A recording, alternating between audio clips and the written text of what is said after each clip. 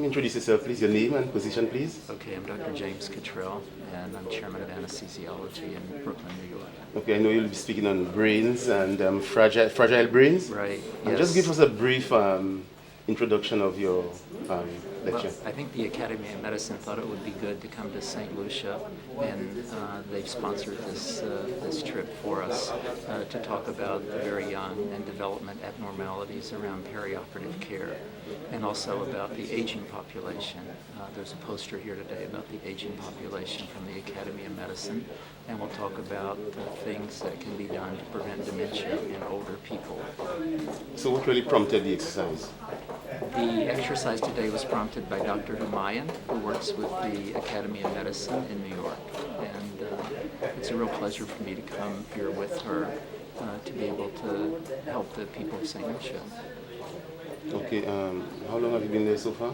I've been here since Thursday. Thursday, okay. It's the beautiful island. We've seen the volcano and the pitons and Okay. took advantage of the water, swimming and stuff. Okay, tell us what impact you think that it would really create.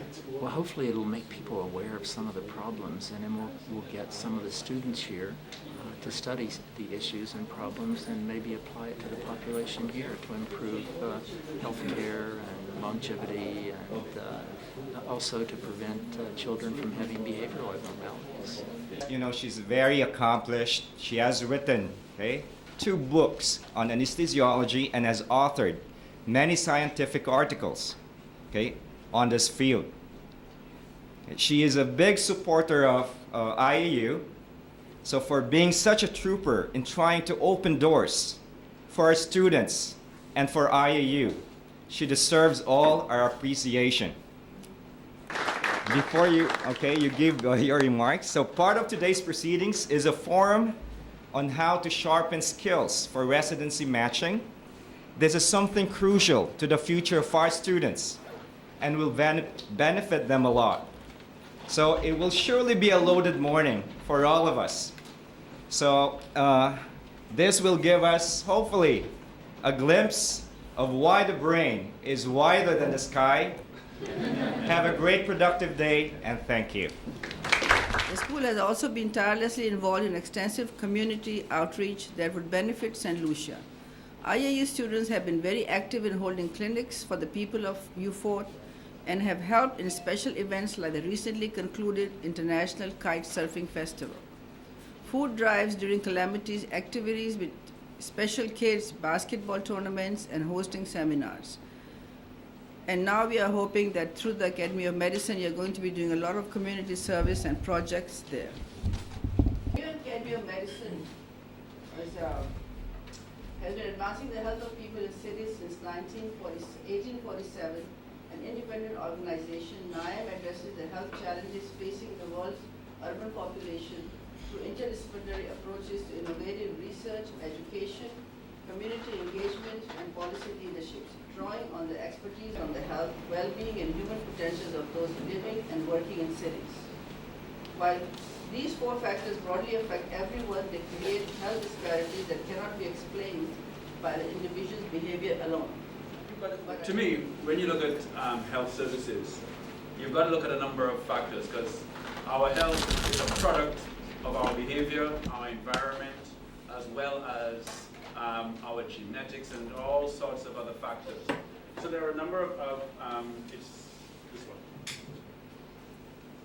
A number of factors that determine our health. And if we go to this slide, do I move it with this? Yes. It's this one. Okay, I got it. If you look at St. Lucia, 25% of the population below the poverty line, 64% literacy, 60 per 100,000 dependency ratio, 22% unemployment, and if you looked at youth unemployment, it goes up to 44%. Economy in transition, cultural transition, or culture in transition with North American penetration and other factors that are influencing that.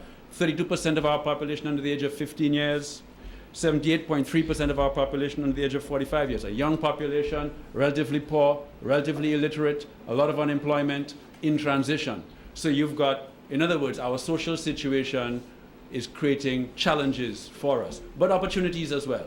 Because young people, as many of you are, you'll appreciate that young people are capable of lifting themselves to meet the challenges that are there. If you look at our indicators of health in St. Lucia, disability adjusted life expectancy, 62.4 for males and 67.6 for females. Look at our actual life expectancy, which shows you that many of us are living the last 10 years of our life with significant disability. And we'll come back to that in a while. Infant mortality, not too bad. Not great, but not bad. It's on a par with many of countries of similar economic development as us. If you look at our health expenditure, 232 US per annum per capita, not quite 60, actually it's less than 66%. 54% in the public is public expenditure and the rest is private. And government expenditure is about 9.4% of its revenues. There is space, we believe, for more investment in health. And if you look at the 10 leading causes of death in St. Lucia, diabetes, hypertension, heart disease, cerebrovascular disease, ischemic heart disease, and these actually account for almost 75% of all the deaths in the country. Then after you've got a number of others. You've got your respiratory infections. You've got coming down the list. You get if I can read my handwriting, my little thing here, cancers, assaults, and so on. So you get an idea as to what's killing St. Lucians. Then you can see how these interplay to create the problems that we're trying to avoid. What is St. Lucia's main health infrastructure? Here we are. Many years ago, under I think it was the Minister Alan Bousquet, the whole move was towards health centers. Every St. Lucian should be within 10 minutes walk of a health center. And so we have a wonderful network of health centers, approximately 1 to 4,532 people. 2 district hospitals, 1 polyclinic, and you see the list there. So when you're looking at human behavior, and I was talking to the group earlier, that for me, no longer as doctors can we just look at disease and how we handle disease. We have to look at people and how we handle people and how do we modify people's behavior in addition to how we manage their diseases and ask them to manage their disease. If you miss that one, we just are behind the ball all the time, always playing catch up and never really getting to the root of the problem. So what causes people to behave or change, or what is behind people's behavior? There are individual factors, relationship factors, community factors, and society factors. And any health plan needs to look at all of these factors, which then takes health into the realm of dealing with many other agencies, both in the public and the private sector, from education to finance. Now, I think that's a wonderful place to be, because as health providers, hey, we do have the brains, we do have the understanding. It's time for us to get into the game in a big way.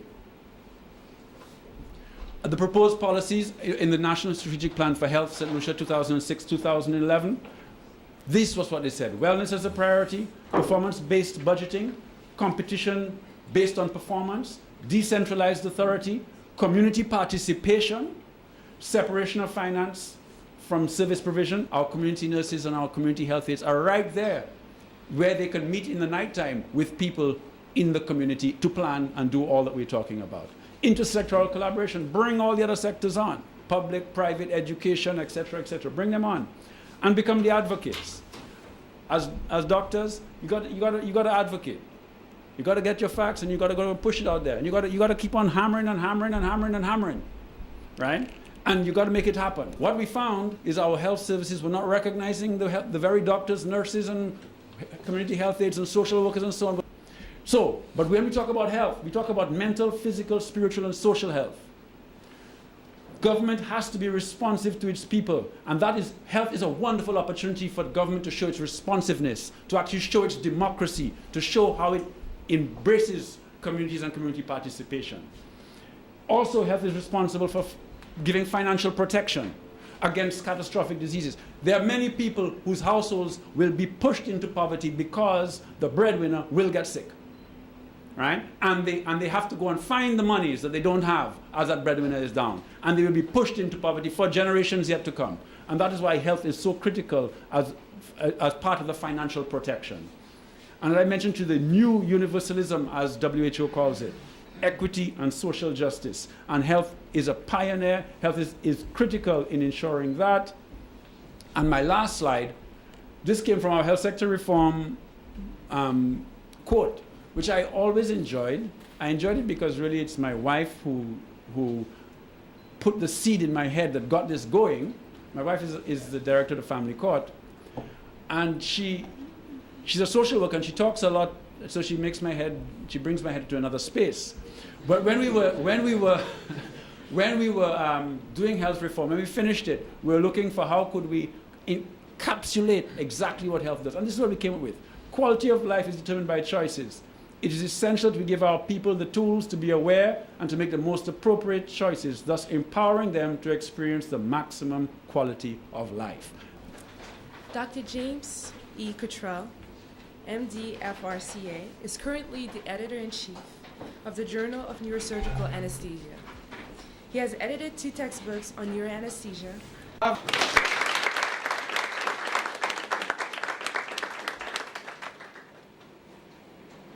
Thank you very much, Dr. Klein. I'm going to try to move this around. It was very interesting to hear Dr. King's talk about the health disparities and problems in St. Lucia. And I must say it's similar to our problems in Brooklyn, New York. There's a variety of things that happen in newborns. And then the elderly, and the elderly is classified as greater than 60 years of age. I'd like to change it to 70, so it would be called elderly. I've been trying to do that. I'm going to change it in my slide the next time I use this. So it will be greater than 70 years of age after they have a surgical procedure. So those are some of the risk factors for the very young and the very old. Neurodegeneration, apoptosis in the developing brain. And here you can see the markers for the dying brain cells in the different areas of the brain after they were exposed to the common anesthetic drugs.